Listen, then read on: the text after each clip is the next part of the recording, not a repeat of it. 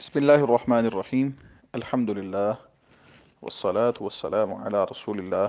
أما بعد، رب اشرح لي صدري ويسر لي أمري واحلل عقدة من لساني يفقه قولي. رب زدني علما رب زدني علما. عزیز طلبہ کرام، سب سے پہلے آپ کو السلام علیکم ورحمۃ اللہ وبرکاتہ۔ سابقہ سبق میں ہم نے کلمے کی تعریف پڑھی کہ کلمہ کیا ہوتا ہے۔ تو ہم نے پڑھا کہ جو کلمہ ہے وہ الفاظ ہیں کہ جن کو آپ مفرد معنی کے لیے وضع کرتے ہیں۔ مفرد معنی سے مراد جملے کے مقابلے میں، یعنی جو جز بنانے کے لیے جن الفاظ کو وضع کرتے ہیں، ان الفاظ کو کلمات کہا جاتا ہے یا کلمہ کہا جاتا ہے۔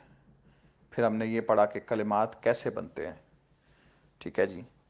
وہ پڑھنے کے بعد پھر ہم نے یہ پڑھا کہ کلمے کی کتنی اقسام ہوتی ہیں۔ تو پھر ہم نے اسم، فعل اور حرف پڑھا، اور پھر تینوں کی الگ الگ ہم نے تعریف کی اور تینوں کی مثالوں کو ہم نے ذرا دیکھا۔ اب سوال یہ پیدا ہوتا ہے کہ کسی بھی کلمات کے مجموعے میں سے آپ کیسے پہچان سکتے ہیں کہ یہ کلمہ اسم ہے، یہ کلمہ فعل ہے، یہ کلمہ حرف ہے۔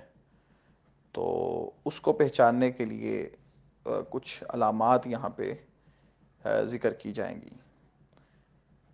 صحیح بات تو یہ ہے کہ کلمات کی، اسم فعل حرف کی جو صحیح پہچان ہے وہ تو بہرحال گردانے اور کچھ گرامر پڑھ کے ہی صحیح طرح ہوتی ہے، لیکن یہ کچھ علامات کے طور پہ چیزیں ذکر کی جاتی ہیں ہر کتاب میں۔ ان سے بھی فعل کی کچھ نہ کچھ پہچان آپ کو، اور اسم کی اور حرف کی کچھ نہ کچھ پہچان آپ کو ہو جاتی ہے ان علامات کے ذریعے بھی۔ تو اس لیے ہم آج علامات پڑھیں گے۔ اسم کی علامات پہلے، پھر فعل کی ہیں، اور پھر حرف کی ہیں۔ یہ تینوں ہی انشاءاللہ ہم آج کے سبق میں پڑھ لیں گے۔ پہلے وہ ذکر کر رہے ہیں اسم کی علامات۔ اسم کی مشہور علامات درج ذیل ہیں۔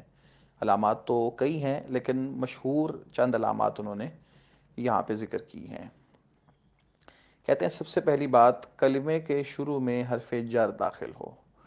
حروف جارہ 17 ہیں، جو آپ نے پچھلے کتاب جو ابتدائی تھی، اسی کتاب کی ابتدائی کتاب جو ہے وہ اس میں آپ نے پڑھے ہوئے ہیں۔ ان میں سے کوئی بھی حرف اگر کسی کلمے کے اوپر آپ کو نظر آ جائے تو آپ یہ فیصلہ بآسانی کر سکتے ہیں کہ وہ کلمہ حرف یا فعل نہیں، بلکہ وہ کلمہ اسم ہے، کیونکہ حروف جارہ جو ہے وہ اسم کے ساتھ خاص ہیں، وہ فعل یا حرف پر داخل نہیں ہوتے۔ جیسے وہ مثال دے رہے ہیں للہ۔ دوسری علامت اسم کے حوالے سے یہ سمجھ لیں کہ حرف تعریف الف لام آئے۔ حرف تعریف کیا ہوتا ہے؟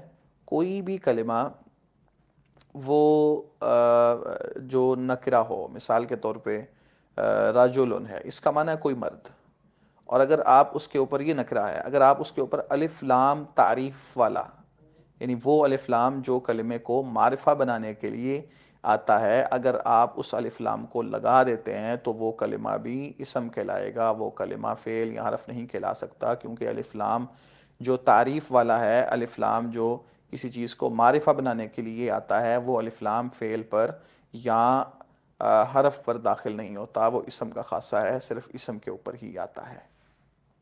تو حرف تعریف الف لام جو ہے وہ اگر کسی بھی کلمے کے اوپر آپ کو نظر آتا ہے تو آپ بآسانی فیصلہ کر سکتے ہیں کہ یہ کلمہ فعل یا حرف نہیں، بلکہ یہ کلمہ اسم ہے، جیسے وہ مثال دیتے ہیں الحمد ہے۔ تیسری بات وہ اس حوالے سے یہ کرتے ہیں کہ آخر میں تنوین لاحق ہو۔ یہ آخر میں جو تنوین آتی ہے یہ بھی فعل یا حرف پہ نہیں آتی، بلکہ یہ بھی صرف اسم کے آخر میں ہی آتی ہے، تو اس کو بھی آپ بطور علامت اسم کے لیں گے۔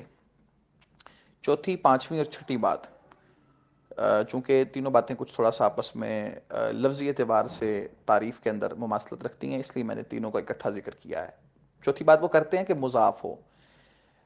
جو کلمہ مضاف ہوگا وہ بھی اسم کہلائے گا۔ مضاف کیا ہوتا ہے؟ آپ کسی کلمے کو کی نسبت، کسی چیز کی، کسی لفظ کی نسبت کسی اور کی طرف کرتے ہیں، ٹھیک ہے؟ مثال کے طور پہ آپ کہتے ہیں زید کی کتاب۔ اب اس جملے میں کتاب کی نسبت زید کی طرف ہوئی ہے، زید کی کتاب۔ جس کی نسبت ہوتی ہے اس کو مضاف کہتے ہیں، جس کی طرف ہوتی ہے اس کو مضاف الیہ کہتے ہیں۔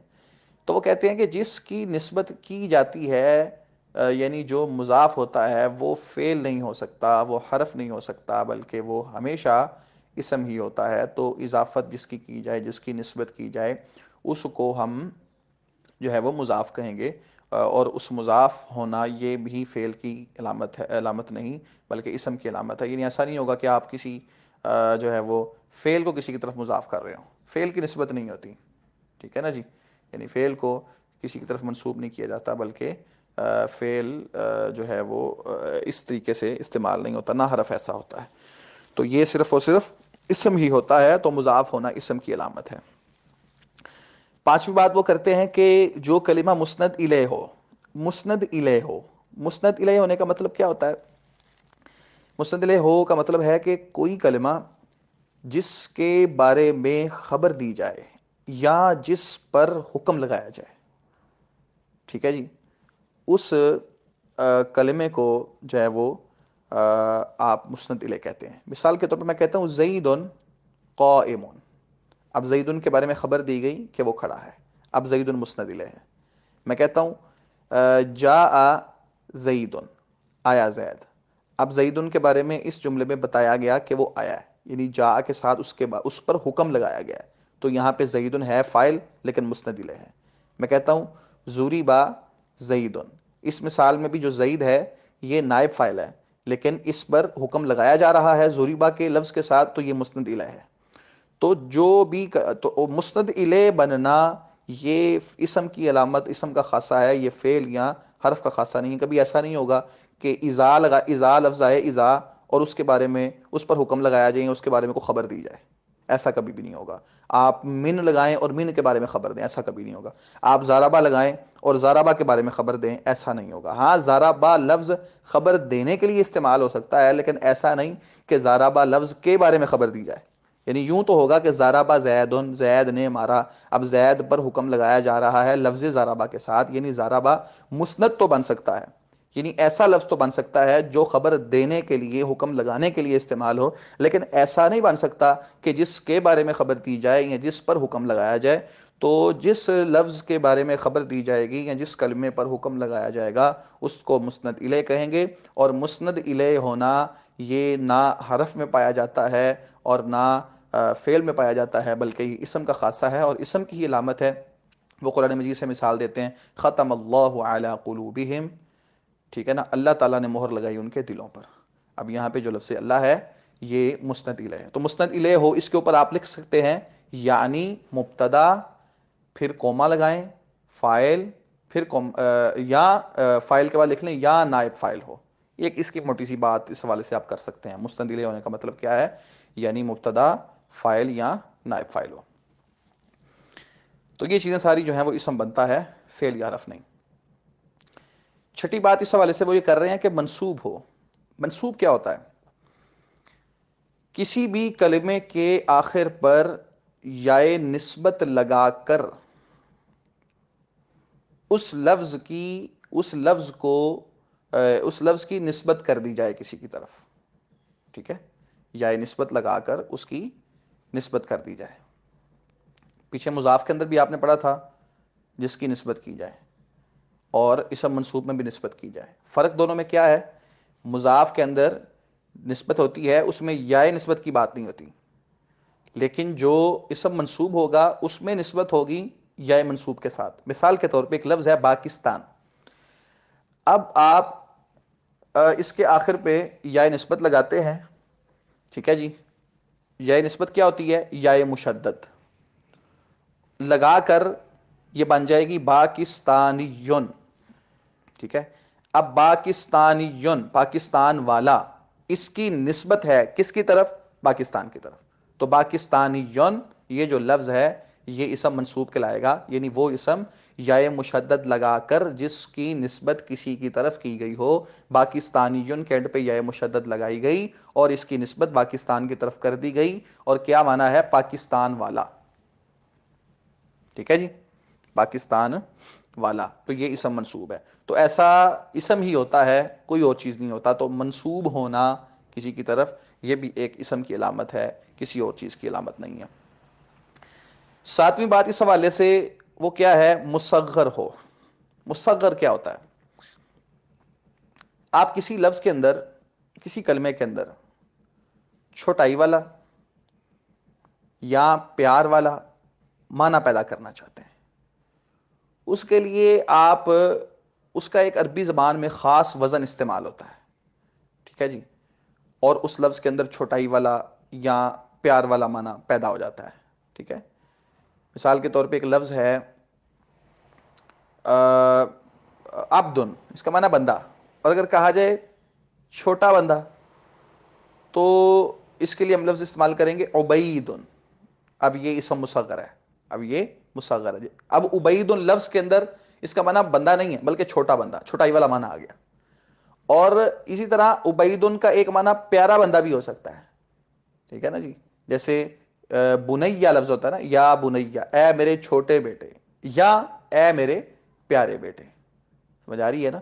تو جس بھی کلمے کے اندر چھوٹائی والا معنی یا جو ہے وہ پیار والا معنی پیدا کر دیا جائے اس کو مصغر کہتے ہیں۔ جس بھی کلمے میں، یعنی آپ یوں کہہ سکتے ہیں، اس کے نیچے لکھ سکتے ہیں، جس بھی کلمے کو ایک خاص وزن پر لا کر اس میں چھوٹائی یا پیار والا معنی پیدا کر دیا جائے وہ مصغر کہلاتا ہے۔ اور مصغر ہونا، چھوٹائی والا معنی دینا، یہ کسی فعل یا حرف کا خاصہ یا اس کی علامت نہیں ہے، بلکہ یہ اسم کے اندر ہی پایا جاتا ہے اور یہ اسم کی ہی علامت بنے گا، ٹھیک ہے جی۔ تو یہ عبیدن جو ہے یہ اسم مصغر ہے، مصغر ہے کلمہ، اس لیے یہ اسم ہے، کیونکہ مصغر ہونا فعل کی یا حرف کی علامت نہیں بلکہ اسم کی علامت ہے۔ تو اس کے نیچے آپ یوں لکھ سکتے ہیں۔ کہتے ہیں موصوف ہو۔ موصوف کیا ہوتا ہے؟ یعنی جس کلمے کے احوال یا حالت بیان کرنے کے لیے آپ کسی کلمے کو لاتے ہیں، ٹھیک ہے نا جی، اس کو موصوف کہتے ہیں۔ جیسے رجل، آدمی، ٹھیک ہے جی، اور مؤمن۔ اب مؤمن نے آ کے رجل کی صفت بیان کی ہے، اس کی حالت بیان کی ہے، اس کے بارے میں وضاحت کی ہے۔ آدمی کون سا آدمی؟ جو مومن ہے۔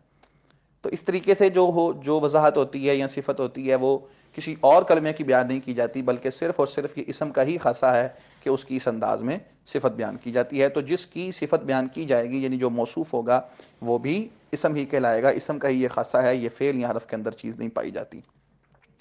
نویں اور آخری بات یہ ہے کہ جو کلمہ منادہ ہو۔ منادہ کلمہ کیا ہوتا ہے؟